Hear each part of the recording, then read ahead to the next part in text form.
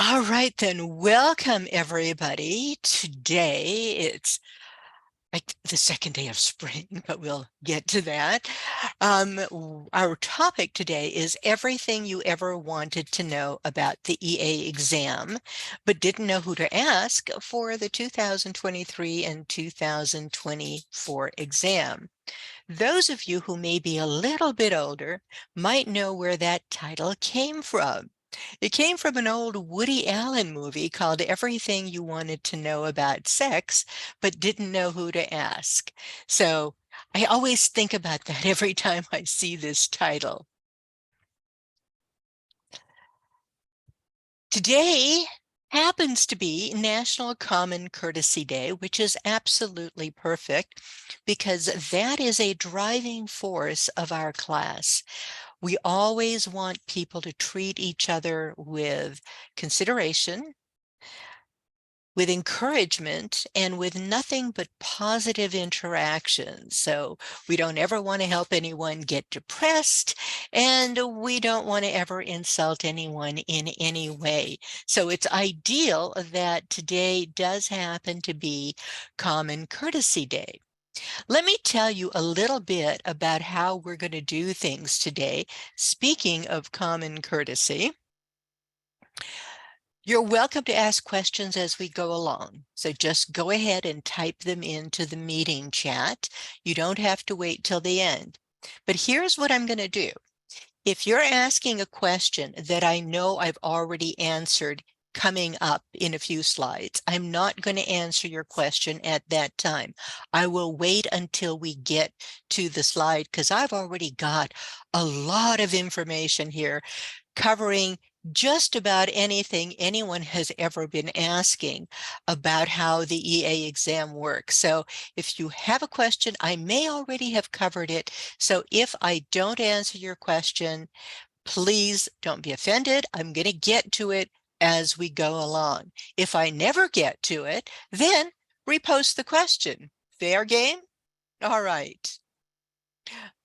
Let me tell you a little bit about me. For those of you who don't already know, I'm Eva Rosenberg. I'm an enrolled agent, certified tax coach, certified tax resolution specialist, and more importantly, the internet's tax mama. And yes, that is trademarked. I have been helping people online at the TaxMama.com website for free for well over 20 years. Last year, I was named one of 2022's top 10 most influential women in accounting. Why? I have no idea why, honestly. But, when you see my name at the top of the page, and then you see Nina Olson, who was the taxpayer advocate for many, many years, it's just overwhelming that I'm in such great company. There's some really excellent women on that list.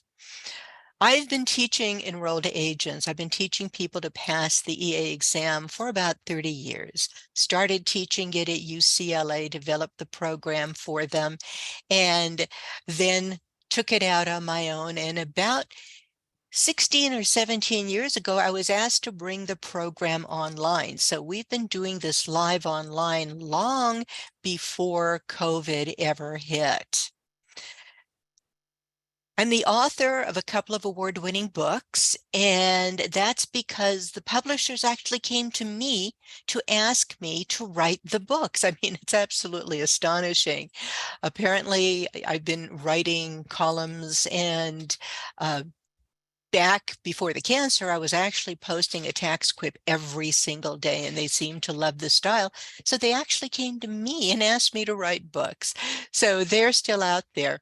And those of you who have questions that have nothing to do with today's topics, or even if they do, I still answer questions for free on the Tax Mama website.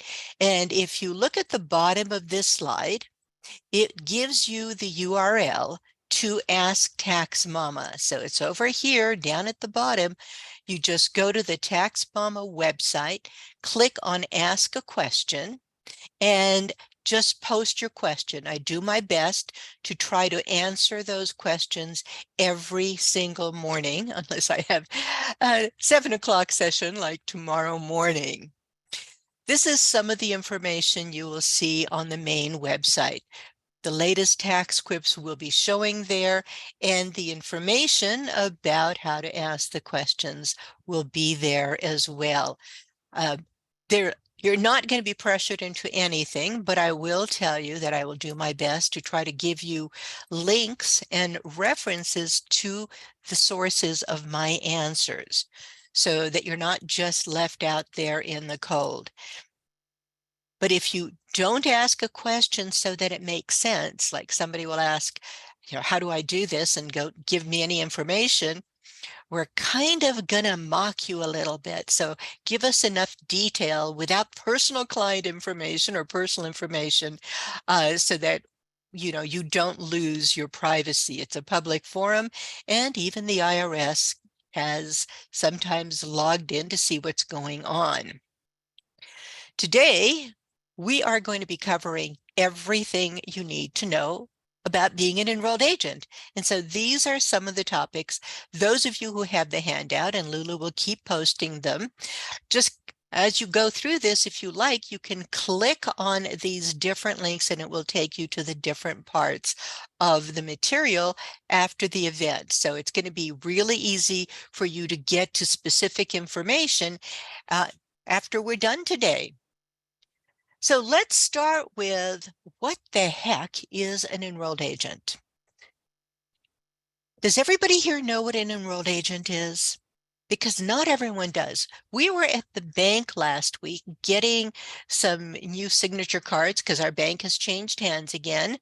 And the bank executive who was handling this had never heard of enrolled agents.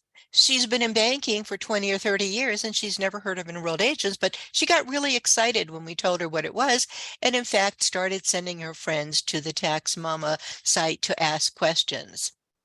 An enrolled agent is the highest credential that the IRS offers to anyone. And you get this two different ways. One, you can do it the easy way by working for the IRS for about 5 years in certain jobs, and then you don't have to take the exam. Or you can do it the way we do it. We have to sit for 3 really tough exams and pass all of them within a certain period of time. We'll talk about that in order to become enrolled agents. But I want you to know that EAs, CPAs, and tax attorneys have the same kind of rights when it comes to representing clients in audits, in collection situations with IRS notices. But there is something that we have that they don't have.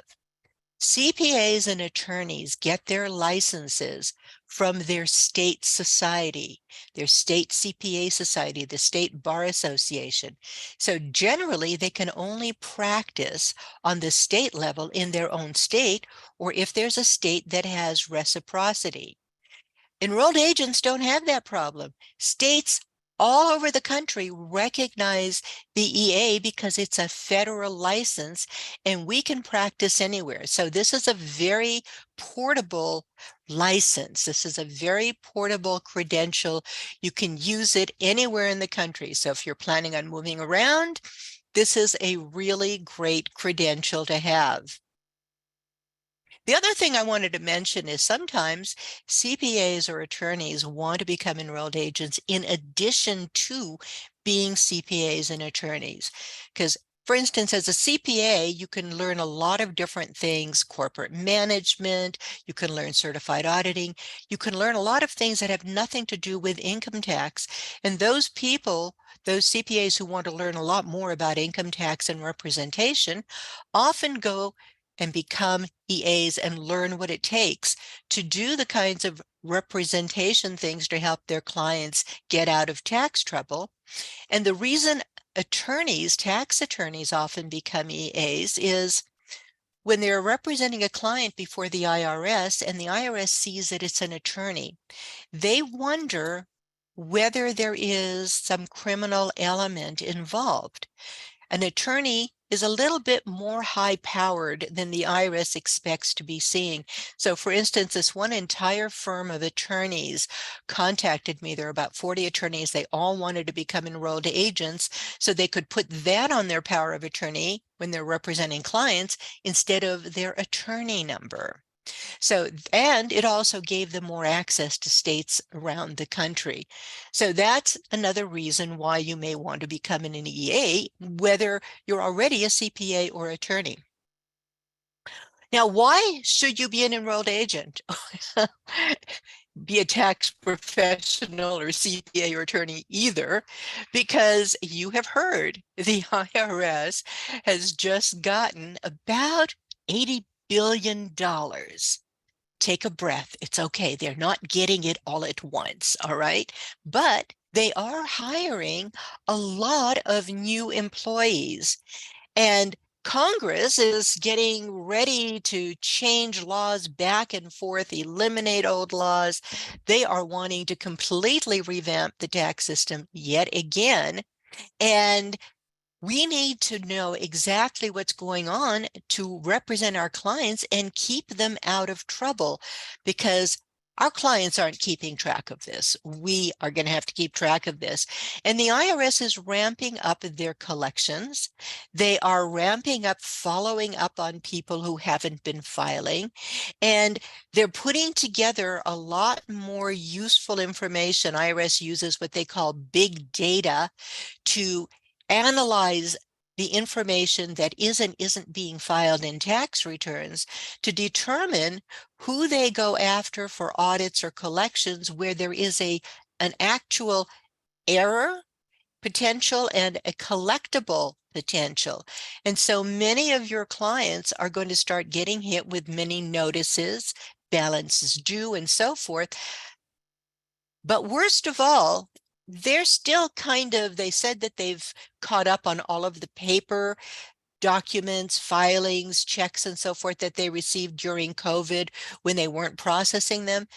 But it's not entirely true. We still keep hearing from people where the IRS hasn't found their tax return, they haven't issued refunds, they haven't applied their payments against the tax returns. And so there's still a lot of erroneous IRS notices going out, and your clients need people like you to help deal with those things, because they're very intimidating for your clients to deal with. In fact, they're pretty intimidating for a lot of tax professionals who aren't trained in doing IRS representation. A lot of the referrals that I've gotten over the years for audits and collection representation have come from other tax professionals who didn't have the courage to do it themselves. My goal is for you to become EAs and have the courage to do all of this. There are a lot more opportunities than ever for people with enrolled agent credentials. You notice that with everybody being at home for COVID, a lot more things went online, a lot more remote work took place. And here, we're here in Zoom. This is a very easy tool to use for client conferences and for conferencing with bosses. And even the IRS has staff working from home. And a lot of your clients also are very comfortable with working with you remotely. We have not had any client appointments in our office since COVID. We have been working with everyone remotely. Not so much because we're afraid of anything. I just don't want to have to clean up the office every time somebody shows up. So we've arranged to just work with them remotely through Zoom, through telephone, but we can still go out to dinner with them or something. So that's cool. But we just don't want them in the house anymore. I work from home. But what does this mean to you? Okay. For your existing practice, if you already have a tax practice, it means that with many of your clients being comfortable with face-to-face communications, you can work with them online. You can see more clients in a day.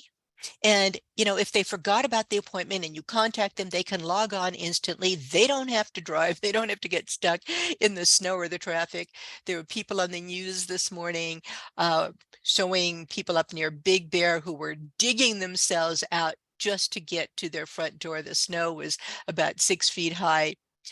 When your clients leave, they move to another state, you can continue to work with them after they move away. And you could accept new clients anywhere in the country or anywhere in the world. We have actually literally worked with clients in Africa, in Asia, in Europe, not so much in Canada, but all over the United States. I haven't actually done anything with anyone in Mexico, but we've got students in all these places. And the other thing is, the IRS is putting a lot of that $80 billion into upgrading their computer systems, which are still, back like in 1960, but they're upgrading the system so that there is more interaction online rather than in person. So they pretty much made it difficult to visit their taxpayer assistance centers, TACs, where you can go in person, but you can make an appointment. But more and more, they're trying to set up systems where they can do things online. What about people who want jobs? People who want jobs, it's easier to get remote employment these days. So even if you don't have jobs available in your immediate community, you can live in a small community and do work for companies elsewhere. One of the things that you may have noticed, a lot of companies started outsourcing their tax work to India and the Philippines, which is great. They got good prices and everything, but clients are uncomfortable with this. They don't know those people and the rules in India and the Philippines and whether or not their identity could potentially be stolen. They prefer to work with people here in the United States rather than somewhere offshore. So a lot of companies are switching over to working with tax professionals here in the US, which means you have potential job opportunities. And more companies now that we've gone through this training period during the 2 years of COVID, from 2000 to 2022, and even earlier this year, they're more comfortable working with remote employees to deal with IRS collections and set up offers and compromise and stuff, to deal with audits remotely. In fact, I think there's a company called Tax Audit that everybody working for them is remote. There are a number of companies that do representation. You see them on the advertising on TV or the radio all the time. They're hiring people remotely. A lot of the tax software is online these days. And one of the interesting things about it being online is that now you can actually use some of those online software systems with your Mac, which wasn't a potential before. But when you have the software online, that means you can have staff anywhere. They don't have to be in the office and log in and see what's going on. And if you go out to a client's office, you don't have to have the data on your computer. It's in the cloud, and it's relatively secure. So companies can hire folks like you anywhere in the country to help them out. And with more and more of the accounting and bookkeeping software being online, like QuickBooks, Xero, and so forth, again, you can work remotely and not have your clients have to stop what they're doing while you're closing their books. So there's a lot of opportunities for remote work for people who don't necessarily want to have to get dressed up, travel, and so forth. I have to do a webinar with somebody in about a week or so, and that means I got to put makeup on and I have to get dressed. I mean, really? Things are different now. Who qualifies to take the exam?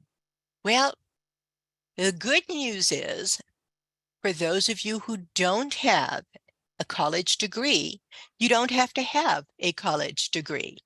All you have to do is know a heck of a lot about taxes. Do you have to be a U.S. citizen? No, you don't have to be a U.S. citizen or a U.S. resident, but you do have to be at least age 18.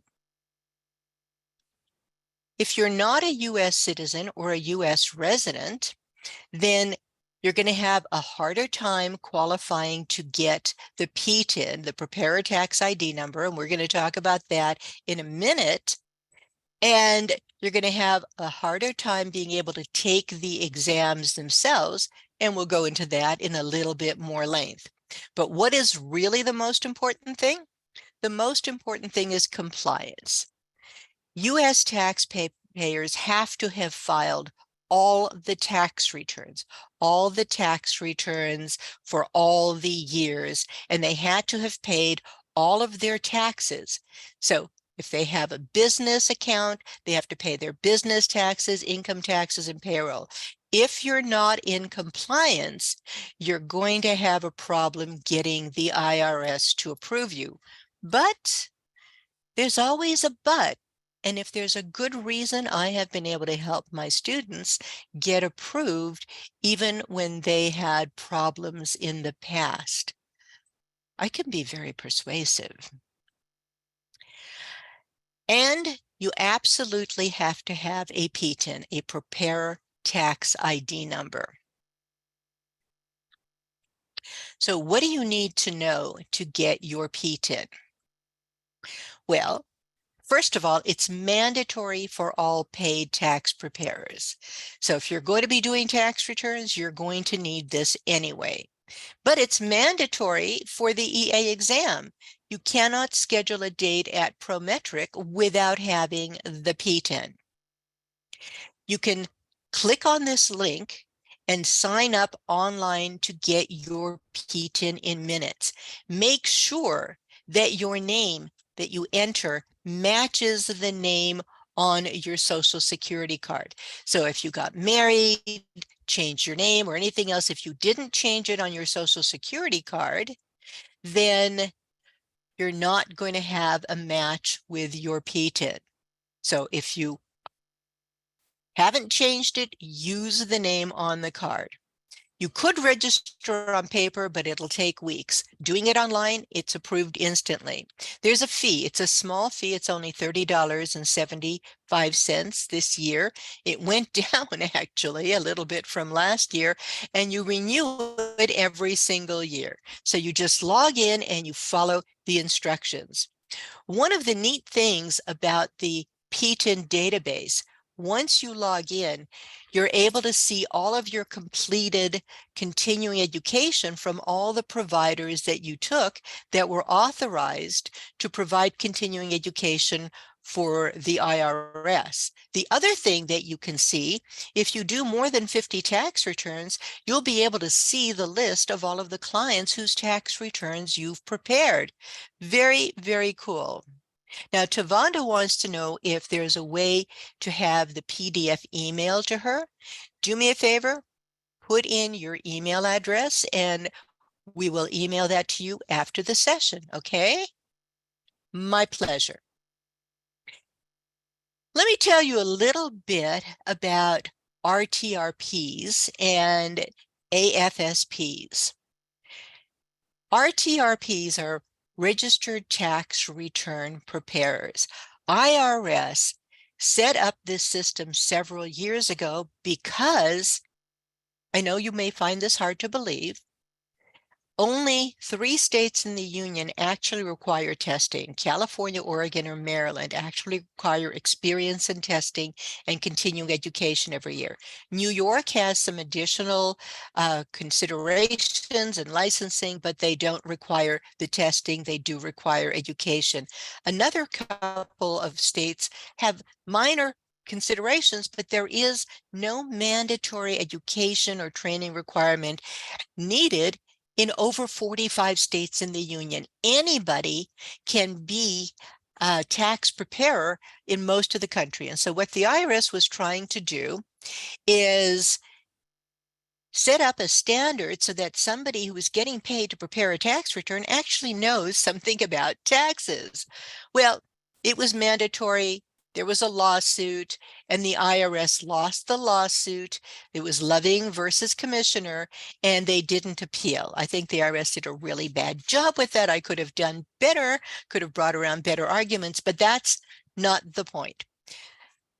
The question is, why am I telling you about the RTRP? The reason I'm telling you about the RTRP is because they still get some benefits. Even though this went away several years ago, they're still rewarded for participating in the program and taking the test.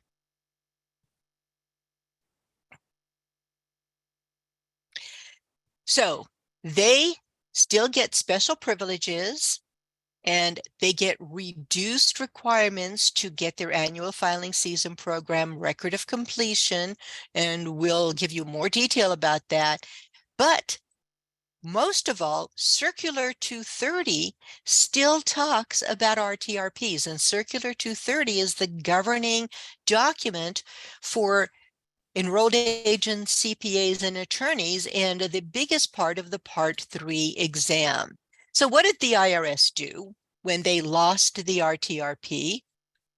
They replaced it with a voluntary program. It's called the Annual Filing Season Program, or AFSP, and it provides a record of completion like the one over here.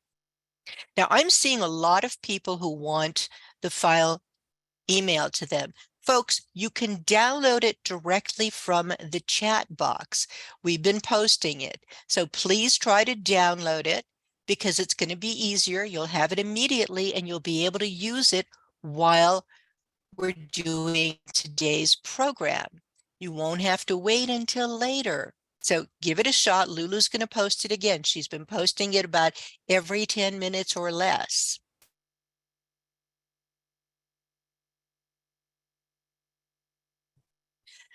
So the annual filing season program record of completion, what are the requirements? Okay, well, in general, you have 18 hours of continuing education credits. Part of it is a 6-hour annual federal tax refresher course that you have to take every single year, and you have to pass 100-question exam every single year. Plus, you have to do another 12 hours of continuing education annually, which includes 2 hours of ethics courses and 10 hours of federal tax courses. So this is to get the annual filing season program record of completion if you don't qualify for any of the exclusions. But if you become an EA, you don't have to take that 6-hour course and that 100-question exam every single year. So become an EA instead. Now, there is a reduced requirement for people who have certain qualification. This applies to those former RTRPs, people who pass Part 1 of the EA exam, the individual part, people who have California, Oregon, or Maryland licenses, or people who have volunteered for VITA, and there are a few others who have certain accounting designations that the IRS has approved. If you meet these qualifications, then you don't have to do that 6-hour course. You don't have to do the annual 100-question exam. All you have to do is cover the 15 hours of continuing education, which is 2 hours of ethics, 3 hours of federal tax updates, and 10 hours of any other kinds of federal tax classes. Now, SR says, if I don't need the EA credential to prepare the tax returns, establish a tax prep firm, perform bookkeeping, it seems the EA only has the narrow application of client representation or resolution. Well, it's not exactly a narrow application because it also lets you correspond with the IRS. It's a two-way thing. Right now, you can only respond to the IRS and they will not respond to you. And if your client has a tax return that needs additional information after the return has been filed, you can't help them with that. You cannot communicate with the IRS. That's why the EA makes a huge difference. However, I mentioned the AFSP, people who get this particular certification, certificate of completion, if they get this, then tax returns they actually prepare and sign, if the IRS has follow-up questions in order to finish processing the return, and even potentially audits on that return, the AFSP will give them that qualification. So not everybody needs to be an EA, but let me tell you, you get paid a heck of a lot more for doing representation than you do for doing tax returns. I don't know what it is in your state for a small business return. It might be $300 or $500. For one representation client, it's going to be $1,500 to $5,000. So there is a little bit of an income spread when you have more skills. Speaking of which, let me tell you about my school. My EA exam review has literally been online since 2004. I am teaching, I'm the only person in the country who has actually been teaching this topic and is still teaching it for literally 30 years. If you sign up now, you're going to get your class materials right away. The live class is going to start on May 2nd after tax season's over. If several people sign up at the same time on the same order, there's a built-in 15 to 30% discount. It's right there in the shopping cart. And if you're a paid TaxMama family member, you get an additional 10% discount all year long. But it says if you register today, there's a special $100 discount where we're bribing you for being here today and listening to us because I know your time is valuable. And because I know your time is valuable, as it turns out, at the very end of today, the discount code I'm going to give you, only good for today, is going to be worth $200. After that, it'll be back to the $100 discount. So let's talk about registering for the exam. In order to do that, you need to set up your Prometric account. Prometric is the company that administers the test. It's not the IRS. They also administer the CPA exam. They administer exams for the fire department, police departments, nursing, engineering, and a bunch of other kinds of technical exams. So there may be any number of different kinds of people. You know, think of the village people, singing YMCA. All of those different kinds of people might be in the room taking an exam at the same time you are. So you need to set up that Prometric exam account. You can do it online. Yes, there's a paper form, but you really don't want to do this. We are in the world of online and electronic access. Your goal today is set up your Prometric account today. I will give you the links. Don't schedule the exam though. Just set up your account. Don't schedule the exam until you know when you're going to be ready to take it.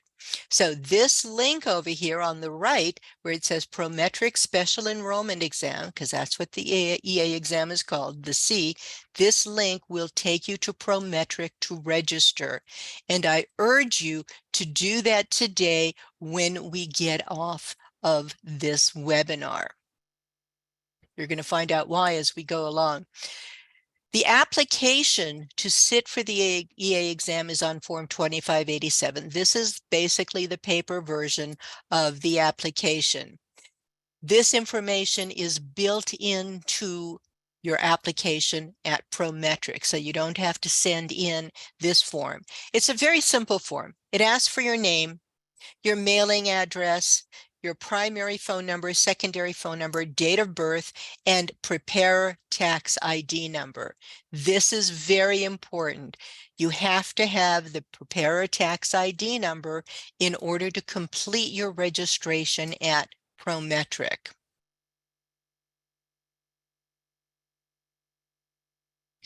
How do you go about scheduling the exam? Well, first of all, you log into Prometric when you're ready to schedule the exam.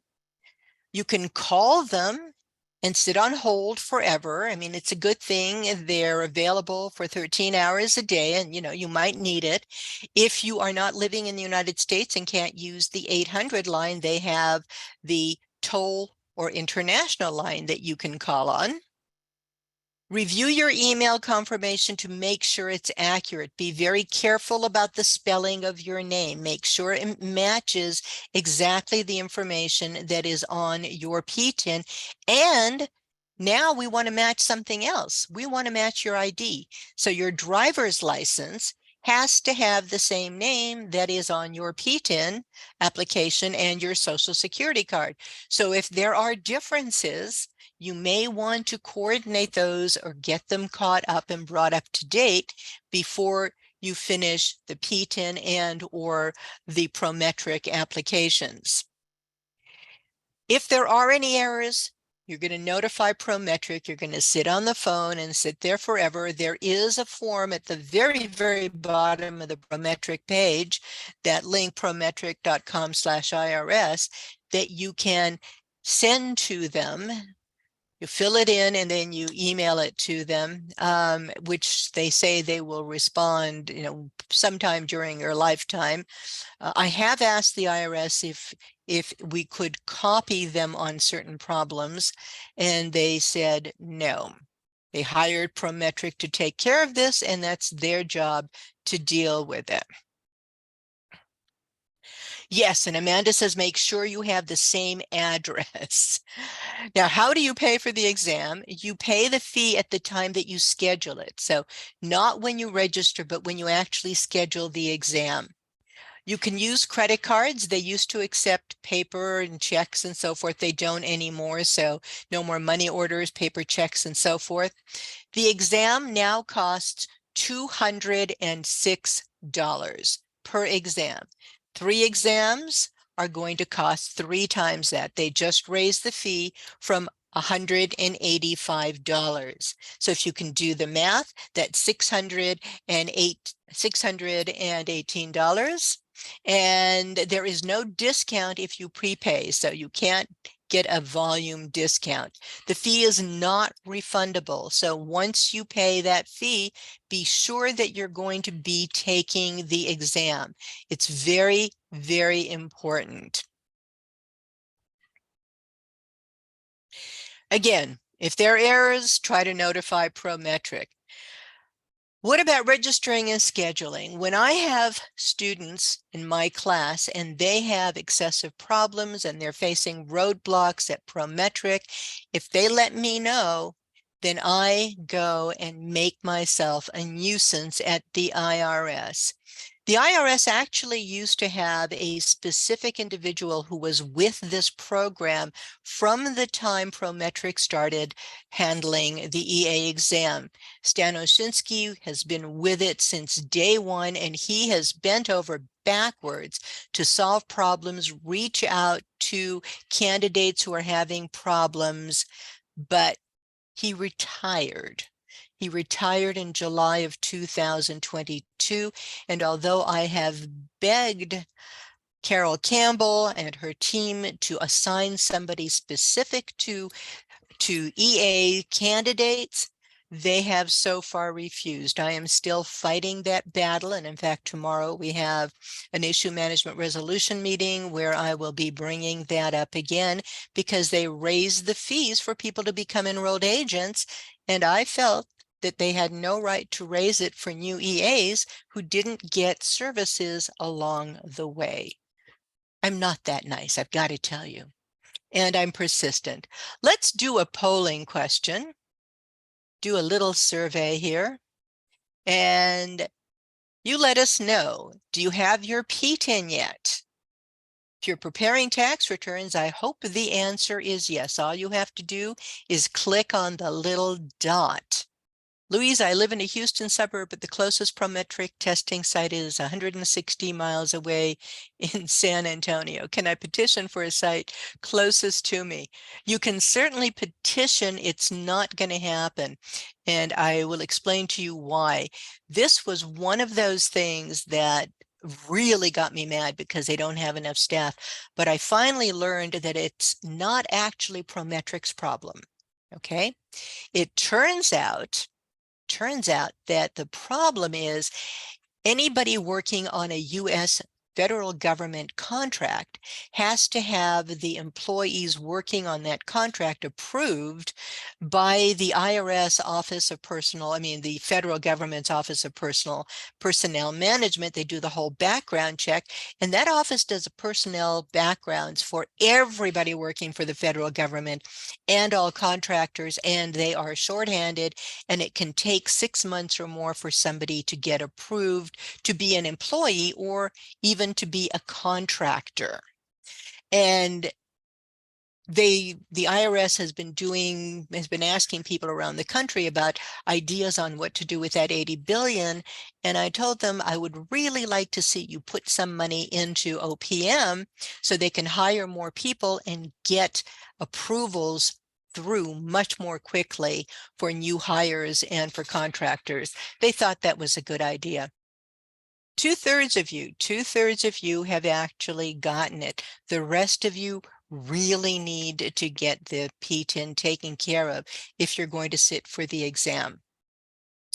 The other thing about Prometric, and you see the poll results, I'm the only one who can't see them. How interesting. Okay. The IRS is messing with me. It's very possible. One of the other things about Prometric is if somebody has disabilities, let them know well in advance. Let them know well in advance so that they can make special arrangements. If you click on this link, this yellow link that says list of the various accommodations for people who can't hear, people who are blind, people who have different illnesses, who need private rooms. They have a whole list of different illnesses or disabilities, not illnesses, disabilities that they will accommodate. And there's a form that you use. So you can submit that accommodation request form, but do it in advance. They don't have a lot of capability for dealing with that. So you actually have to schedule the exam and know that you're going to be ready to take it. Now, somebody raised the issue that the exam facility may be really far away. Well, that is true. And let's talk about the logistics. So first of all, the exam runs for 10 months. It runs from May 1st of every year until February 28th, or this coming year, it's going to be 29. Exam candidates can take each part 4 times. So you can sit for each part 4 times. Hopefully you're going to pass each part once and not have to pay again, because you have to pay each time you sit for the exam. Where are the locations? So the locations are fewer and fewer. So yes, some people have to travel 160 miles. We had a student in Malaysia last year, and there are no exam locations anywhere near there. So he had to come to the US, got to visit family and friends, and to London to be able to sit for the exam.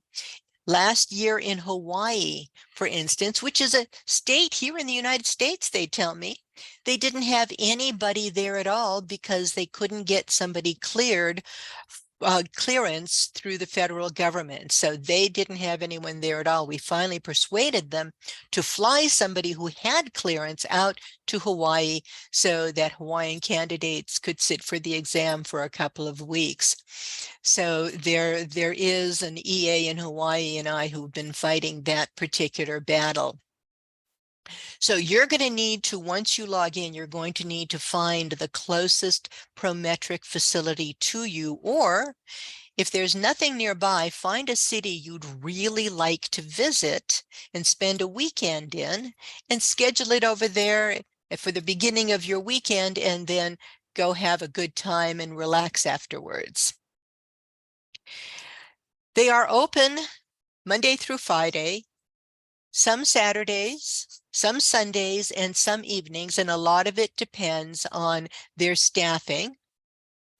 The exam lasts 3.5 hours. So the entire experience is 4 hours, 3.5 hours for the exam, and 15 minutes before and after, and I'll explain how that works. The main phone number for Prometric that they publish is 800-306-3926. But for people who can't use the toll-free number, that is the 443 number. But there is a problem line that they don't publish. This isn't published anywhere. I'm not sure if it still works, but this is the problem number, like the back line we used to have access to. It was 800-853-6769. And some people have told me that that 9 still works. Let's review the exam fees. It's $206 per exam, $618 if you pass everything the first time. And don't worry, Trissianne, you will pass the first time. You're going to know how to do it. It is the toughest exam, but you'll be ready. There's a $35 fee to reschedule if you need to reschedule between 5 days and 29 days before the exam. If you try to reschedule 30 days before the exam, you're fine. They won't charge you. But if you have to reschedule 5 days before the exam, you're not going to get a refund. So we've had people who have not been feeling all that well, and they were going to lose their money anyway. So they went ahead and they took the exam. And to their astonishment, about 70% of the people who did that actually passed. Some of them were just too far gone to be able to focus, and everything blurred. But quite often, I mean, they were going to lose the money anyway, so they had nothing to lose. But about 75% of the people who sat for the exam when they totally weren't ready did pass. If you miss the exam altogether, there is no refund. And they do have international locations. And for instance, here are the dates some of the international locations are going to be open. And the list that I have only goes through August. They will be updating it on the website as we go along. So they've got a few places in India. They have London, Korea, Japan, and Canada. And those are the only places right now that they are showing that they have exams in the international community that for the EA. They have locations all over the world for their other different exams. They just don't have anyone cleared with clearance from the federal government. The other thing that we ran into a lot was that they were closing locations. And sometimes they were closing them suddenly. Somebody would drive 200 miles, log in, check into a hotel. After they get there, they find their exam has been canceled. And now they're out the money, they're out a day's work, billable time. They've gone to all of this expense. They're ready to sit through the exam, and they can't. A lot of that is because the one person they might have had available in the area got sick, and then they had nobody to take care of it. But there are other issues where they are closing locations for a specific period of time. And so if you look at this link that I gave you where you search by country, go there, put in the USA, and it will show you the closures. And hopefully there aren't any in your area, but these are the ones in May through August, May through November, and so forth. In Massachusetts, San Bruno, California, Detroit, Miami, there are a lot more with closures.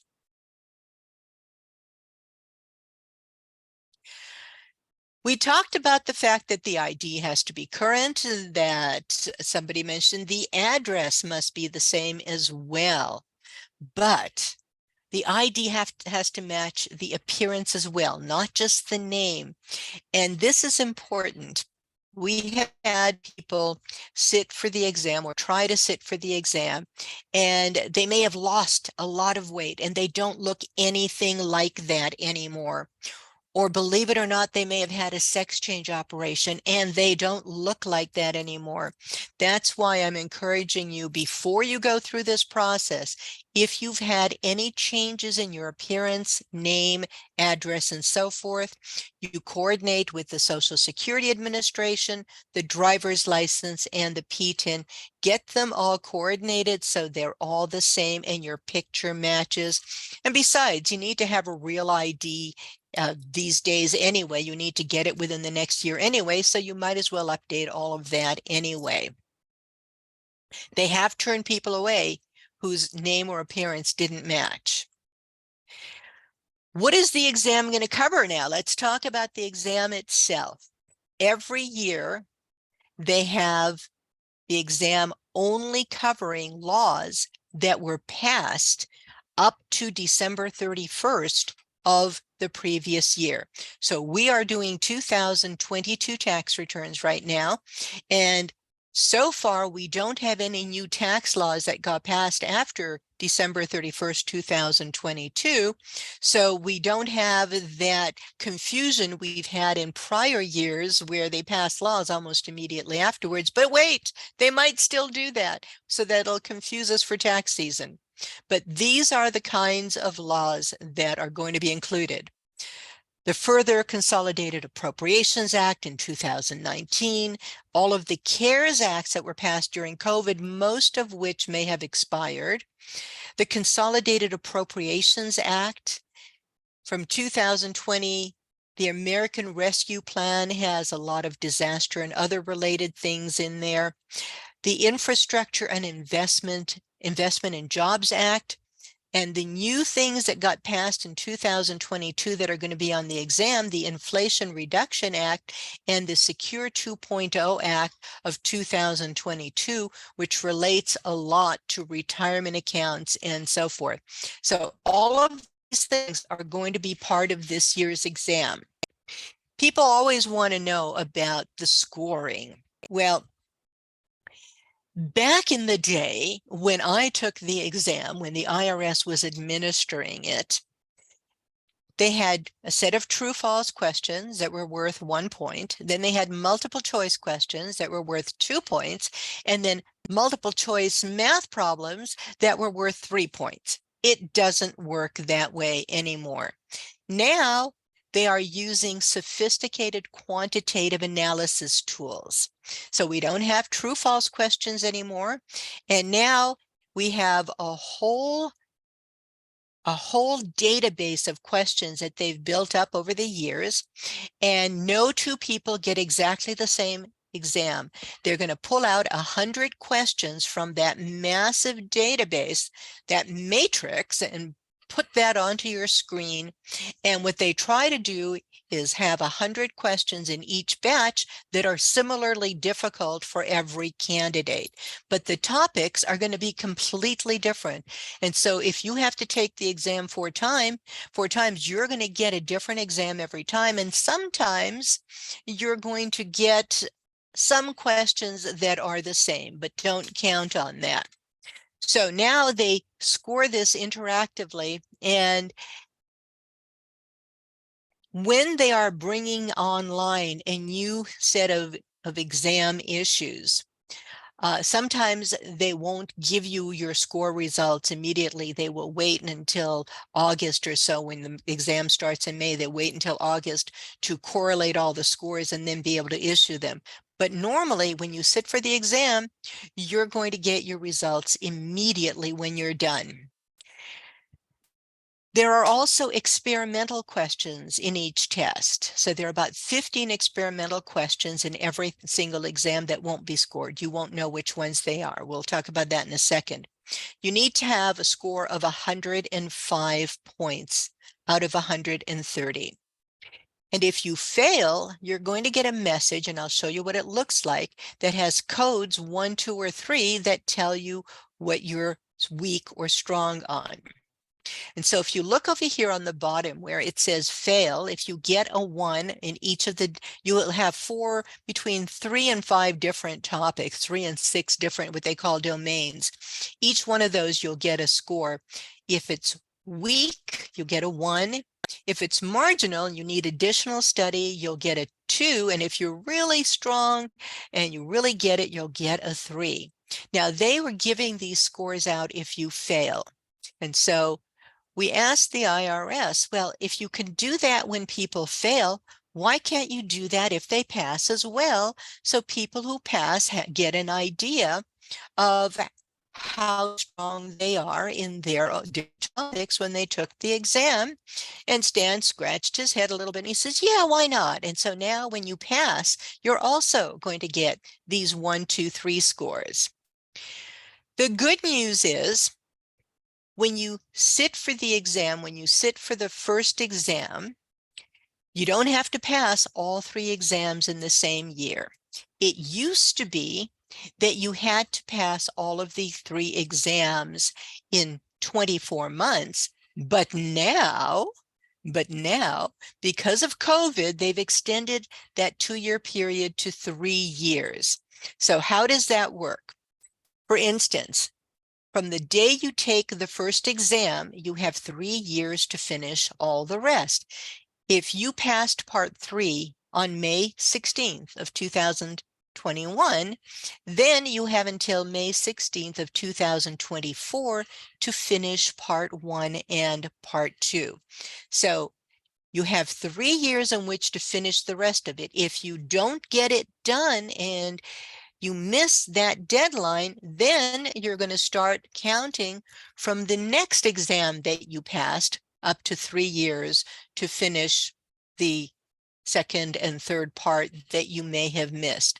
But one of the things that I like to advise people is when the deadline is getting really, really close, take it at least 2 days early or maybe even a month early, just in case you need to retake the exam. Don't leave it till the last minute. Otherwise, you're going to lose the previous exam.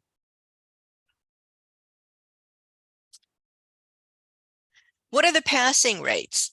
Everybody wants to know the passing rates. Well, here's how it works. Before COVID, passing rates were improving quite a bit. But then during COVID, the rates dropped. So what happened is, and they have a chart that gives you the rates in the summer, which is when people take the exam from May to about August or September. And then it shows the rates also from November to February when things kind of slow down. So the average pass rate for part 1 was 55 to 60% in the summer, and it dropped to 50% in November up through February. This is down by about 10 points from the past. The average pass rate for part 2 was 60 to 65% in the summer, and it dropped to 60% in February. The average pass rate for part 3, which is the easiest exam because it covers the least amount of information, was also 60 to 65%. That has dropped dramatically. It used to be closer to 80%, and that drops to 60 to 60% in November to February. Susie wants to know how many years you have to do taxes before you become an EA. You don't actually have to do taxes at all to become an EA. You have to pass the exam. Passing the exam doesn't mean you know how to actually do taxes if all you do is take a review course to pass the exam. However, if you take my course, there is a very good chance that you'll learn enough to be able to do that. Let's do the next survey question, and let's see if I get to see the poll this time. All right, so the EA exam has 3 parts, okay? Part 1 is all about individuals. Part 2 is about businesses, and part 3 is about representation and practices. And there are domains. Each one of them has multiple domains. So those of you who don't have Prometric accounts, I'm going to nag you and try to convince you to get it set up today if you can. For part 1, there are 100 questions. But remember, I told you there are 15 experimental questions, so only 85 of the questions are scored, and you won't know which ones. So Domain 1 is the preliminary work to prepare tax returns. So this is the organizer getting information from the clients, getting their information about their identification and so forth. Domain 2 is all about income and assets related to individuals. Domain 3 has all of the deductions and the tax credits. Domain 4 is all about taxation. And Domain 5 is advising the individual taxpayer. And there are several different topics in there that are likely to surprise you, one of which is estates and gifts. So this is what it looks like. You've got 85 questions, and this is the breakdown of approximately how many questions you're going to have in each of those exams. Domain 6 is the specialized tax returns for individuals that I mentioned. The emphasis for part 1, they give you a very, very long list, but I've kind of narrowed it down for you to some of the things that you really want to get a handle on. Some of the new things are at the end. The distributions from retirement accounts, especially since we have the Secure Act 2.0, expect to see things like that on the exam. The 1099 miscellaneous and the 1099 non-employee compensation. These are things that you're going to expect to see, and a lot more about the premium tax credit. You're going to see the qualified business income issues on part 1, believe it or not, because that's part of page 2 of the tax return directly. So these are the kinds of things that you want to focus on. So you'll have a copy of this. I don't need to read this to you, but when you're studying, these are the topics you want to focus on, especially. Part 2 is businesses. Once again, we've got 100 questions and only 85 of them count. We have domain 1, which is business entities and considerations. There are 30 questions in there. Domain 2 is business tax preparation. There are 37 questions here. Domain 3 is the specialized tax returns and taxpayers. And what you're looking at in those specialized returns is you're looking at 1041. So you're looking at decedents' estates. You are looking at farming, you are looking at exempt organizations, and you're looking at retirement accounts as part of those specialized returns. We're also expecting an emphasis on the 1041 and the Schedule K1. The new Schedule K2 and 3 for partnerships and S corporations, and the IRS has been running webinars, so you'll find some recorded videos from the IRS about that. And there is a new form requiring the reporting basis for S corporations and the new rules for the retirement plans. These are all special focuses that you're going to want to look at for these exams, for the Part 2 exam. Part 3, once again, 100 questions, only 85 count. You've got domain 1, which is practice and procedures, a lot related to Circular 230. Representation before the IRS, again, related to Circular 230. It's going to have penalties and things in there. Specific areas of representations, this is where we're dealing with audits and collections issues. And the filing process, this is where you're going to find things like the EIC verifications and all of the refundable credit verifications. So this is where we're going to find a lot of the stuff where we have to be able to prove that we have done our due diligence. This has a lot fewer things, a lot fewer topics covered in Part 3 than the other exams. So we've got rules for the IP PIN, the identity protection PIN, e-filing, electronic filing ID numbers and who gets revoked, what to do with rejected tax returns and how to resolve it, how to interpret IRS notices and deal with correspondence, audits by mail, and identity theft issues. These are new areas of emphasis you want to look at for this year's exam. Well, I could try the survey again, but I doubt that it's going to work at all, but we'll see. Nope, it's not working. So we're going to skip the surveys because it's just not working today. So what exactly is the exam like? Well, it's a computerized exam. So you're going in there and you're going to sit at a terminal. You'll be surrounded by other people with little dividers between the terminals at a Prometric testing facility. They have a locker when you come in, and you put everything you brought with you in your locker. They will run a wand over you to make sure you're not carrying anything you shouldn't be carrying. They're going to take away everything except they're going to give you pencil and paper, and they will give you a calculator.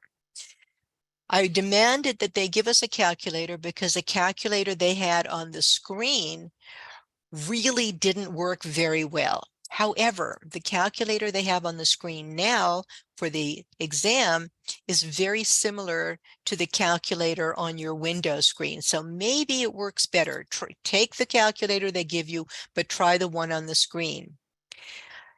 You can bring in water and snacks, but you're going to have to leave them in the locker. And if you're taking a break, they will have to stand there by you when you go into your locker. They'll have the key.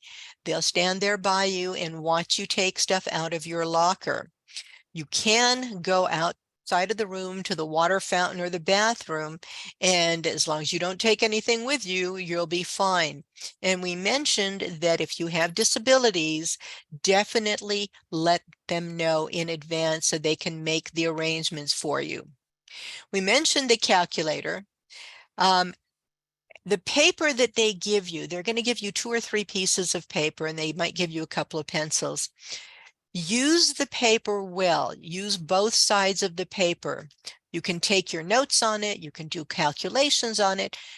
If you ask for more paper, they're going to take the paper you already have away from you and shred it.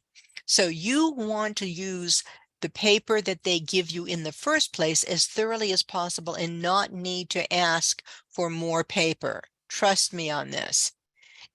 And don't rip it or take it apart. If they, when you're done, they're going to give you, you're going to give them back the paper and they will be shredding it.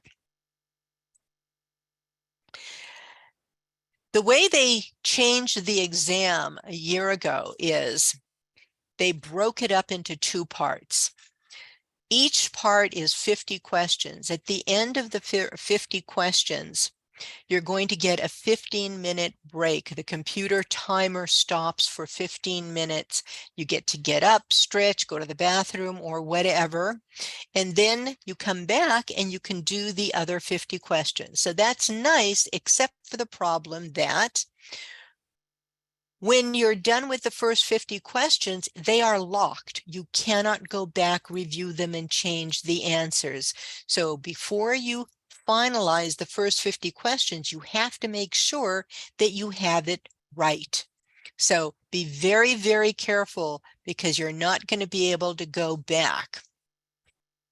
We're going to show you how you can flag the questions. So then the second time, you're going to have the next 50 questions, and now you'll only be able to review those.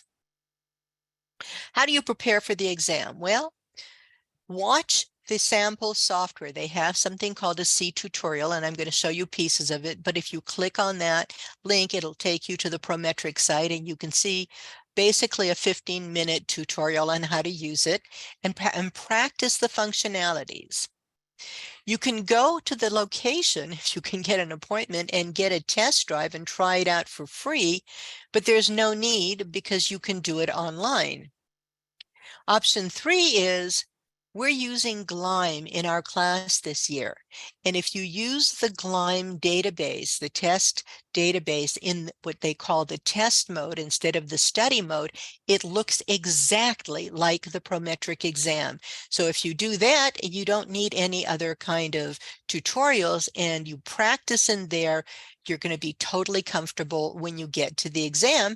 And option number 4 is if you're in our class, we have our final review sessions where we walk you through questions and how to answer them, especially if you've never seen the question before. We try to throw curves at you so that you're ready to know how to answer questions that you're not familiar with. It's a lot of fun. And that's where each student takes turns reading and answering and explaining the questions. It's actually the most fun of all. For the real exam day, request a physical calculator just in case you don't like the one on the screen. Ask for more paper? I don't think so. So use the paper you have most effectively, knowing you've got to give back the first batch. For other tips, come to this final review sessions, and we usually go through more test taking tips. Remember, the exam has 2 parts, and each one has the 50 questions. The sequence is the 50 questions, 15-minute break, 50 questions. Any other breaks, you're welcome to take breaks in between, but the clock won't stop. So it's going to be on your time. Now, somebody was saying, Amanda says you can flag the questions and you can go back to them. Yes. So what you do is, as you're going through the questions, you answer the questions that you are sure of. The questions that you're not sure of, you can answer, and I'm going to show you some little tricks. You can answer the questions, but you can also flag them or mark them, and you'll be able to go back, and I'll show you how that works. You'll be able to highlight the text in the questions, and you'll be able to cross out the answers that are wrong to narrow it down. And there'll be a grid so you can see the completed and marked questions, and you can always keep an eye on your remaining time. When you start the exam, you're going to see this non-disclosure agreement. It basically says, do not tell anybody what's in this on the penalty of losing your license, basically. I've seen people post information in various Facebook forums.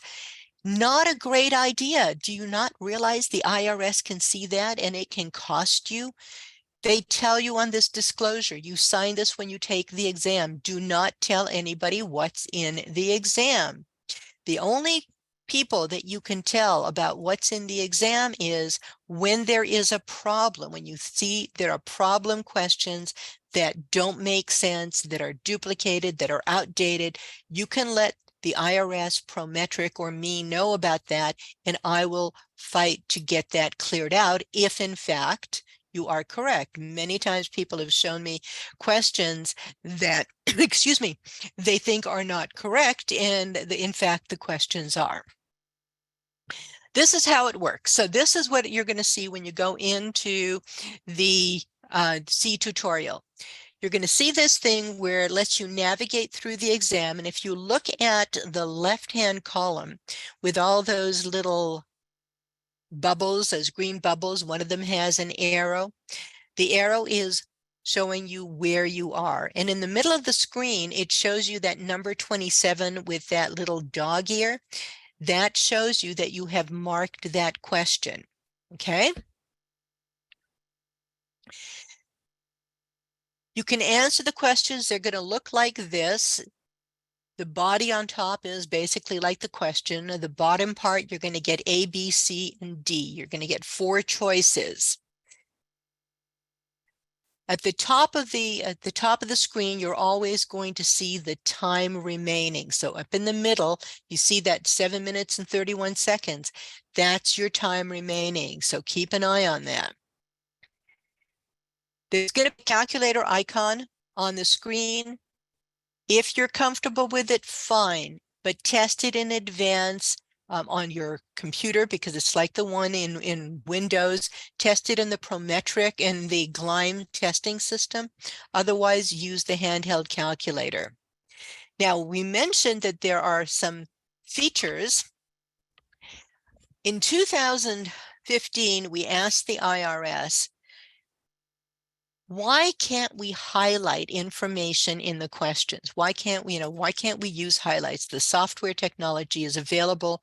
And they said, okay, let's do that. So during the exam, you're going to be able to highlight the text in questions that you think needs to be important to you, that are like the main numbers or the main issues. Unfortunately, you can only highlight in the questions. You can't cross out in the questions. But the cross out comes into play. For instance, This is the highlight over here where you can click on an option to strike it out. That's a highlighting in the question. The option for strikeout, for crossing something out, comes for the answer choices. So if you're going through there and you're sure you can eliminate one or two of the answers, cross them out, mark the question, okay? When you leave and you want to come back to review the question, your highlights and your markings are still going to be there. So they're still going to be there. Tricianne says, GLIME is too hard to understand. It's very technical. GLIME is a little bit harder to understand, but you want to do your testing, your preparation in their test mode. But that's one of the reasons we give you Lambers, because we have structured the Lambers answers to be in plain English so that you can understand. So in my class, we get 2 different resources, so anybody can prepare for the exam. So this is what the question looks like. For instance, you're going to see a question, there might be a grid, and if you look at the left, down at the bottom of the screen, you see that question mark and that grid over there in the middle. If you click on that grid, you're going to get this section that's up on the top left hand of the screen, and that will let you filter all of the 50 questions by unattempted, attempted, or flagged. And if you don't click on any of that, you'll be able to see all of them, and you'll see which ones are finished and which ones are flagged. This is basically what it's going to look like over here in the middle. All right. So you'll see that grid. These are the ones that are flagged. Click on unattempted before you leave the exam. So click on that, make sure there are no questions left out that you didn't answer. You don't lose points for getting something wrong. You just don't gain points for getting something wrong. It's not like some other kinds of exams. Make sure that you've gone through everything. Review the ones that you've marked and clear the markings. Make sure that you don't want to hear this. You really don't want to hear this. Most of the time when I hear from somebody who missed the exam by 1 or 2 points, it's because they went back and changed an answer. Trust yourself. Don't go back and change answers. Trust your first instinct. So yeah, you may have marked something. Think about it twice before you change your original answer. You probably got it right the first time. If you go through the exam and you find that there were questions that really had 2 possible answers legitimately, not just because you didn't learn it well enough, but there were legitimately 2 possible answers, they've got the wrong year or things like that. At the end of the exam, you'll have 15 minutes to type notes to the IRS. Let them know. Now, you won't want to use the question numbers. The question numbers won't mean anything. So give them information about maybe the name of the example, the person in the example, or certain numbers so they can find the question. We no longer have a formal challenge process with the IRS anymore. We had it when the IRS was conducting the exam. We got to keep the white books, or they sent us back our white books with all of our notes in them, the same ones we used, and they give us an answer sheet. And so for the ones we got wrong, we could see which ones they were and we could challenge them with the IRS. Now we can't even tell anybody about what the questions are in the exam. If in fact you have issues and you let the IRS know and nothing happens, if you're my student and you let me know, I will go to bat for you. If it turns out that IRS and Prometric are getting the same complaint about the same question over and over again, they will review it and they are very likely to change the answer. So I absolutely fight for my students. I have gotten questions reviewed. I've gotten them removed from the exam. And what happens is scores got adjusted and some people actually passed who were 1 or 2 points off because we got that done. And so, you know, I'll take care of things like that. I'll help you with the registration problems and systemic problems like exam locations shutting down and things like that. The IRS hears from me a lot. I have heard from a number of different people that the IRS knows who I am. I'm not sure if that's a good thing or a bad thing. So you're going to pass, right? We are going on the consideration that you're going to be passing. What do you do when you pass? You're going to file Form 23 online. This link will take you online. You pay $140 instead of $67. And this is why I was fighting the IRS. And I'm on record for a hearing where I was one of the two people who went to the hearing to fight for this, to try to get them to reduce the fee for new EAs because they aren't giving you a direct contact you can call when you have a problem. They didn't listen. Anyway, so it's $140. You pay it online when you file the application. What's going to happen then is the IRS is going to do background check. And this is not necessarily the same group, the Office of Personnel Management. The IRS taps into some other resources, so it doesn't take as long. And they're going to focus on your tax filing and payment history. Remember, I told you compliance is important. Compliance is important. If you have filed all your tax returns and paid your taxes, you're going to get approved more quickly. And a little hint is you may want to file your tax return by April 18th this year. If you're filing without an extension, when you're done with the exam, they can handle this whole review within their office. If you're on extension, then they're going to have to send it out to another office for further review because they don't have those records, and it may take the full 60 days. So I have seen people get approved in 2 weeks because they had not filed with an extension. They filed on time. But it'll take about 60 days, they tell you, and then you're going to get your T card and you're going to be an EA. If you think you're going to have a problem in advance, you have some other issue in your background, call the IRS and talk to them before you start studying for the exam. If you've already gone through the whole process, let me know and I will see if I can help you get through it. I have helped people who have not filed for years, waiting for a husband to get his act together for accounting, and then didn't file and caught up and everything else. We've done that. This is the phone number that you can call for this office of the IRS. So save this phone number. You can call them directly. You can also email them. This is what the form looks like. All right. It asks you to get the PTIN, which you can't have taken the exam without it, pay the fee. If you're a former IRS officer, you can use that top part and the application will go more quickly. So they ask you for your social security number. People who are foreigners who don't have social security numbers, do not start thinking you're going to resolve this at this point. Resolve that at the time you get your PTIN. So at the time you get your PTIN, there's a special process. In order to get the PTIN, if you don't have a social security number and you're out of the country, it takes about a month. So make sure you get that done first. Otherwise, you can't sit for the exam anyway. Date of birth, legal name, blah, blah, blah.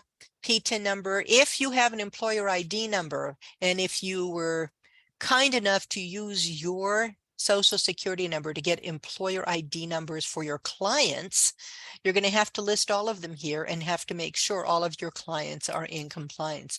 Don't use your social security number when you get employer ID numbers for them. If you have a CAF number, you have gotten a power of attorney in the past or a Form 8821 and they've issued a CAF number to you, enter it here. If you don't have one, that's fine. They ask you about compliance. Now, they ask you about other questions relating to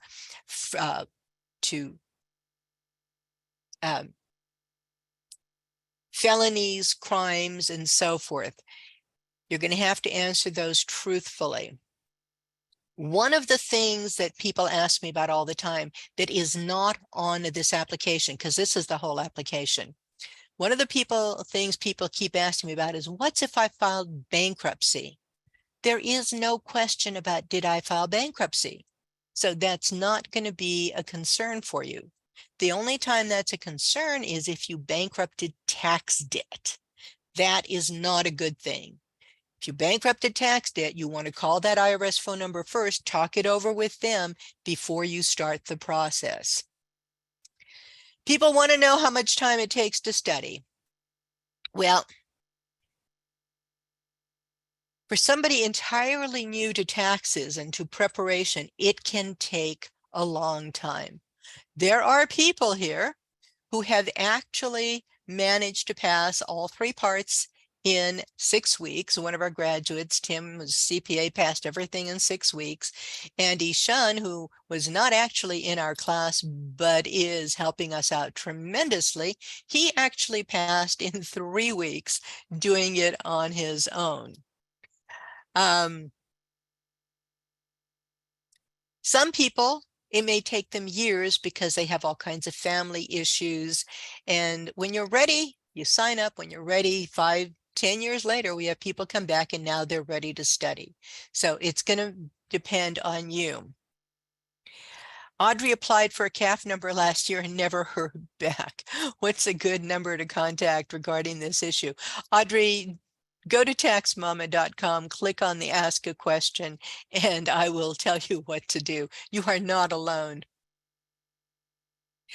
So, what kind of education do you need to pass the exam? Well, if you already have no education, but you have experience and training and you've been doing tax returns, expect at least 30 hours of study per exam. And for part 2, which has so much more information, expect to have at least 60 hours.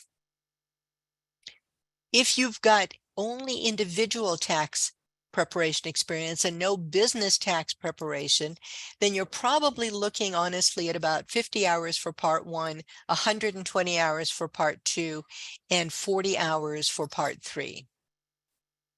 And if you have no experience and no education, you can still actually get this done and still pass everything by October, but you'll have to spend a lot more time studying. So you're going to want to make this a full-time effort.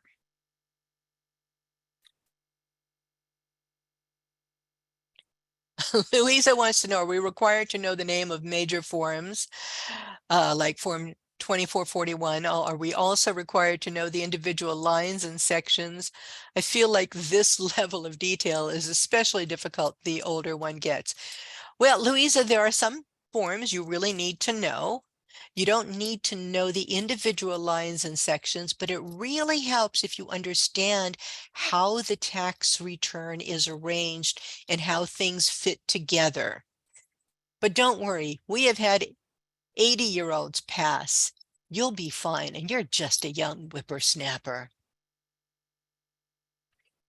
The other thing is we have a lot of class videos. Everything that we do is recorded on video and on audio. If all you want to do is pass the exam, it's going to be a lot easier, but you actually want to pass and learn. If you want to pass and learn, expect to spend about 128 hours in class up through October, plus 72 hours of final reviews. We have 4 final reviews, 4-hour final reviews per exam part. So 3 parts, 4 hours, and 4 sessions, plus about 4 hours a week private or study buddy time. And we also have some special sessions for you. And if you do that, if you invest this in yourself, if you do this for yourself, when you're done, not only are you going to pass the exams, you're going to learn to be an amazing tax professional, even if you have 10 years of experience. I am going to teach you things that you didn't know, that you didn't realize you didn't know, and that's what's going to make your life significantly easier. You're going to have a better time dealing with clients and have more authority. You'll get them to believe you and not challenge you, and you'll get them to pay you what you're worth. Moving on, we are done with the EA exam information. Tricia said, I started studying with Passkey until your class starts in May. Should I get Surgent also and take their assessment tests? No, no, no, no, no. Passkey is fine. Passkey is fine. They're wonderful. Don't also get surgeoned. I'm going to give you everything that you need. You don't need anything else. And if you sign up now, you can start using last year's material already. It's all recorded. It's all on video. So you don't need to use anything else. And Gleim tells me that they are just about ready with their live material. Lambers is going to be ready by May. So we're done for all of you who just want to know about the EA exam. So thank you so much for joining us. And if you want to leave, that's fine. The rest of you, if you want to know about my EA class and actually get a $200 discount, I just raised that just for today. You want a special $200 discount. Stick around for a little bit longer, and I am going to tell you how to get that and all about how my class works. So hang on 1 second here, and we were going to cross that out.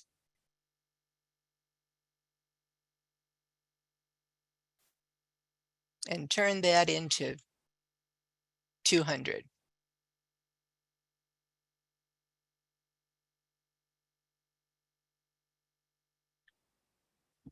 All right.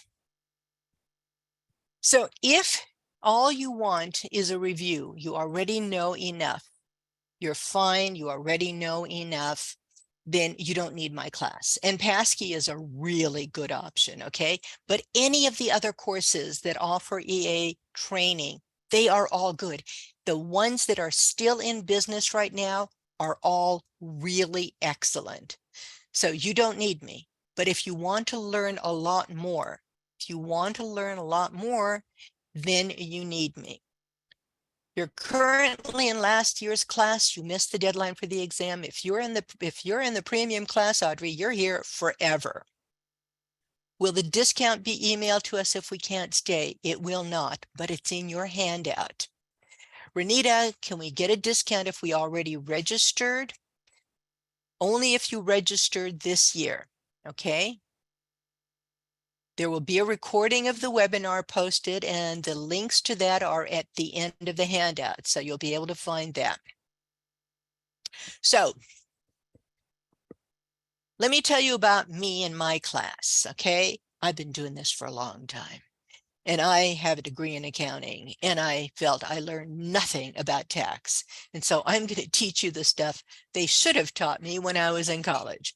I'm going to teach you all about tax. I'm going to teach you how to work with clients better than you do now, how to take control and not let them control your time, your life, and everything else. I'm going to teach you tax strategy and how to help your clients reduce their taxes and how to be a hero and how to get paid for doing that, not just as part of the tax return. Of course, I'm also going to teach you how to pass the exam. How to make a living, I'll teach you that as well. And how to get answers to your clients and practice questions. We have that resource available for you. I answer those questions every single day. And if you want somebody who's going to be your cheerleader, an advisor, if you want somebody who's going to be a mentor and guide you, I will do that. I'm not going to pull any punches though. So I'm going to try to do my best to teach you how to do your own research, how to phrase a question properly, and how to outline the information and to get information from your clients. So sometimes I'm a little bit direct, but you're going to get the answers you need with documentation. Oh, Audrey, I'm sorry. If it was a scholarship, it was good for 1 year, okay? But if you drop me a note, we'll give you the tools to be able to sign up at a discount. One of the things we do is we have a long-term relationship. Once somebody is in the class, when someone is paid for the class, they are a member of the class forever. If that's what you want, there is no other course like this in the country. It's live, it's online, everything's recorded. People who are blind have access to the audio. People who are deaf have access to the video and the closed captioning. And So we're able to accommodate all kinds of different things, and you never have to drive. Save all that time driving. So it's a green class too. So it's green, it deals with disabilities, and we help you make a decent living. We help you actually know how to go out and do something, not just pass the exam. So what are the benefits? You get instant gratification. Just like here, you ask a question, you're going to get an answer. You're going to get them during the live class. After the class, within an hour or two after the class, I post the videos. The next day, we probably have the audios up, the chat files and the handouts are up. So all of those things are there for you within about 24 hours. Some places charge you extra fees for the recordings, and nobody provides you with an audio. A lot of people I've known who've been taking the class have been using the audio while they're walking, working out, driving to work and whatever. People have lost a lot of weight using my audios. Don't worry, it's not lost. You know, there's this preservation of matter. I found it, not a problem. But all of these things are included with TaxMama's class. You get to stay until you pass, as long as you don't unsubscribe, and as long as you don't treat people badly, you're not hostile or rude to them, you get to stay in the class until you pass, and forever. We still have people coming back after 10 years.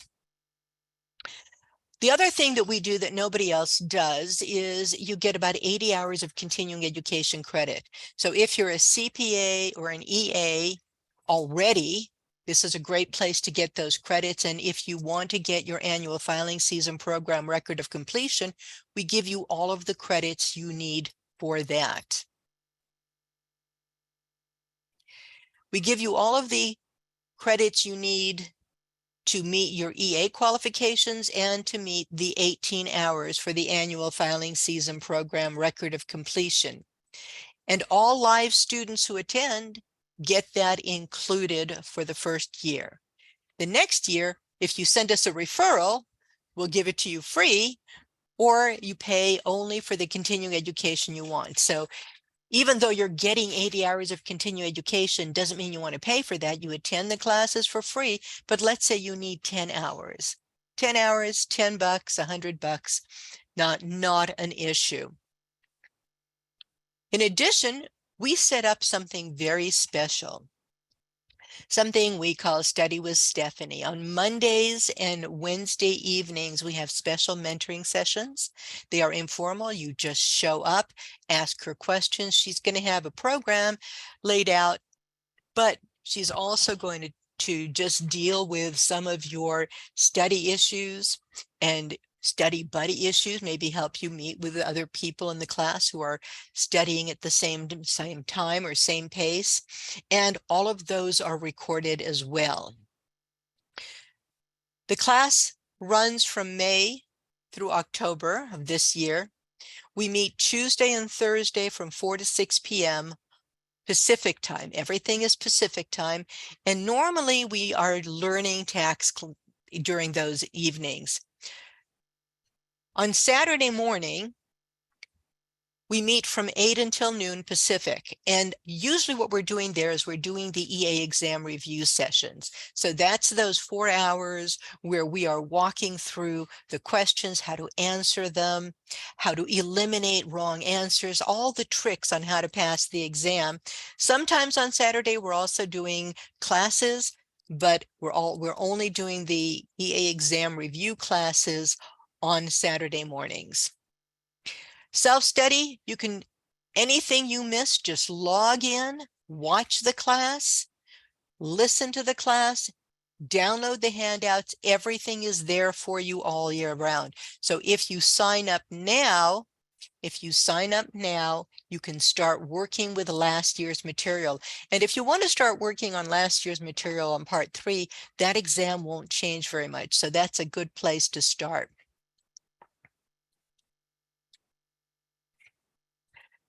As I mentioned, the premium students, which is the only thing we've got now, you get 2 mentoring sessions per week on from May through February on Monday and Wednesday. We have follow-up sessions after the class is over in October. We have follow-up sessions in November through February for anyone who's studying. I customize that. You tell me what it is you want to know, and I will customize a session for you. We have monthly tax roundtables. Usually it's something like the second Thursday of the month. It's in the morning, and you can ask any questions you want live. And daily, you can log in to our forum and get questions answered, any kind of questions at all. Tricianne wants to know if there are any physical textbooks. Well, you're going to get all of these PowerPoints like you have here that you can download, print out if you like, but Gleim has the physical textbooks. So the Gleim online books are included in the class, but for the physical books, you'll pay them a small fee and postage, and you can get the 3 Gleim books. And really, they're very useful. Carry them around, mark them up. So what is it we buy for you? So if you're our student, we buy the Gleim test bank for you, which is normally $380. We buy the Lambers test bank for you, which is $699, and we give you the Taxbook online web library, which is $189. So we buy $1,268 worth of software for you as part of the fee that you pay us, which is actually a little bit less than the $1,268.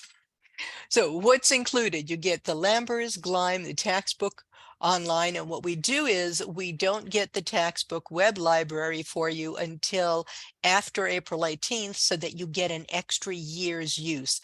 Gleim and Lambers will let you stay until you pass. Basically, Gleim promised me 5 years for everybody, and Lambers until you pass, even if it takes longer than that. You get to join our private Facebook group. You can connect with other people and make study buddies out of them. We're going to give you answers to your tax questions, your client questions. If you have tax practice questions, many of our graduates are still logging into what we call the board to get answers to client questions. You can go there and take a look and see what's going on at any time.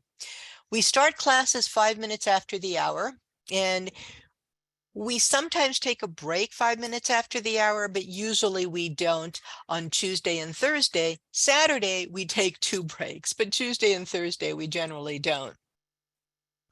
Every class is recorded. So if you come in late, if you miss anything, don't worry about it. It's going to be there an hour or so after class, depending on Zoom. The handouts for the class are usually available by noon of the day of the class. For the Saturday classes, we try to have the handouts ready by noon on Friday. Within 48 hours or less after the class, as I mentioned, you're going to get the video, the MP3 recording, the chat file, and you're already going to be able to download the sessions, listen to your portable player. You can listen in airports. So by the way, attending classes using Zoom, we've even had people attend from an airplane. It's really funny. The class materials before class, you're going to get 3 versions of the handout, okay? You're going to get the full page slides, 2 slides per page or 3 slides per page, and that has the fillable part where you can write on it.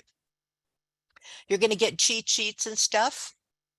You'll have special tools that will help you study. You'll have lists of the tax forms that you need to know. We just finished putting together the list of the forms that you'll need for each of the different exams. I just have to edit that. So it's limited just to the ones you need to know about. We'll give you all kinds of tools to help you work with clients and build your practice. We mentioned that we're the only ones who provide all of the continuing education. The live classes, you have to attend live to get the CPE, usually provide 2 hours or 3 hours per session.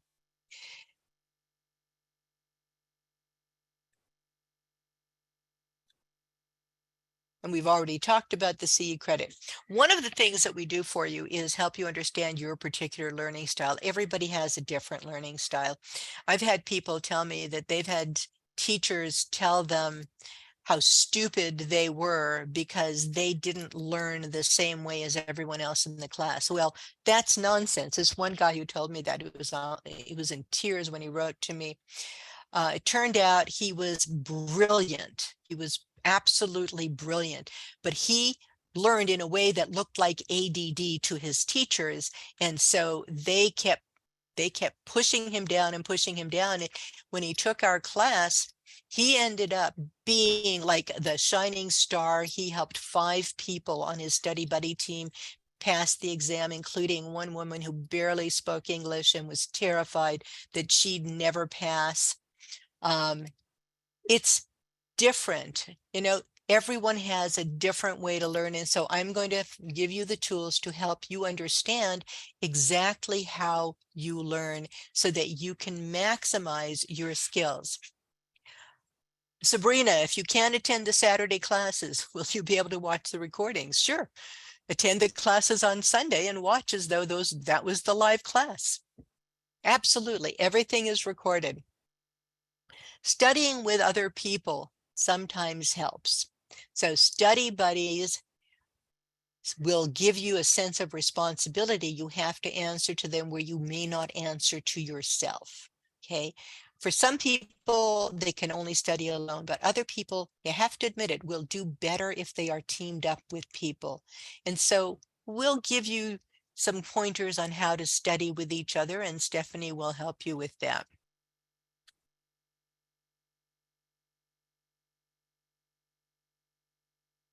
Is anyone else terrified of the audit by the IRS to get approved to be an EA? Don't worry about that. Sabrina, don't worry about that. As long as you've been filing and paying and you haven't done anything dishonest, you're going to be fine. They're not going to look at your client tax returns for this purpose. So take a deep breath. Let me tell you what people have been saying. I have a hard time with this because I'm a little bit modest. But for instance, Tom, who is a CPA, said, over the years, I've attended many lectures. I can't remember any being as good as your presentation. You have such an excellent style that makes learning and retention much easier. By the way, I am going to tell you, speaking of IRS audits, my school was audited by the IRS last year. And the guy in the IRS continuing education department that audited the class wrote me, not only did he approve me, but he wrote me a glowing letter saying how wonderful my teaching style is and how much better than anyone else. I still blush. I actually posted that in Facebook at the time. It was just amazing. Normally you expect some really rough stuff coming out of an IRS audit, but no, he really was just overwhelmed by how good it was and how many different ways I try to help you, because excuse me, but I give a damn. Okay. Norbert said he just came back from part 3 and he passed. And this is what he said: I can only say thank you a million. The exam was tough, but I was well prepared thanks to your courses and practice reviews, as well as the exam questions from Fast Forward Academy. Some of you are still using that. It's actually excellent. I spent much more time in preparing for this exam, much more than for the other 2.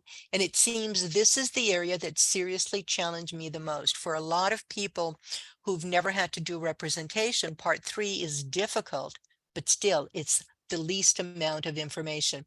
Eva, you're awesome. God, I love to hear that. Your courses are incredible. Thank you. They taught me everything I needed to know, and I couldn't have done it without you and Susan, who teaches the farmer classes and exempt organizations and a bunch of other things. And he ended up actually having a farmer as a client, and he was able to use the class material that Susan taught him. So we're not going to go through those. You can read about the other people, but my guarantee is if you don't pass, you get to stay in the class, no matter how long it takes. As long as you don't unsubscribe, right? You only pay for updated software if you want it. So if you want it, fine. So people who already have Fast Forward Academy and Lambers, they get to stay in there for free until they pass. And Gleim, For the new people starting with March, the exam ended in February, the new people starting who signed up since March are getting GLIME. We reserve the right to reject anybody at any time if you're rude and disruptive. That's what I said, right? Today is Common Decency Day. We don't give you a refund or sympathy if you do that. And since 2004, we've only ever done that twice out of hundreds and hundreds of students. If you unsubscribe from our class emails, you're telling us you don't want us anymore, so you're going to lose all class privileges. So if you're getting too many emails, throw them out, but don't unsubscribe. Folks who are paying on the installment plan, if you don't make your payments, remember, I'm paying for $1,200 worth of materials for you. Your first payment doesn't even cover what I spend for your software. So if you don't make your payments, you're pretty much out of the class, but you get to keep the software that I bought for you. So anyway, thank you very much for joining me. You will be able to find recordings at these 3 locations. If you're a member of the school, you'll be able to find them in the board. If you want to go to the irsexams.school website, and if you go to taxmama.com, you'll find it on the everything page.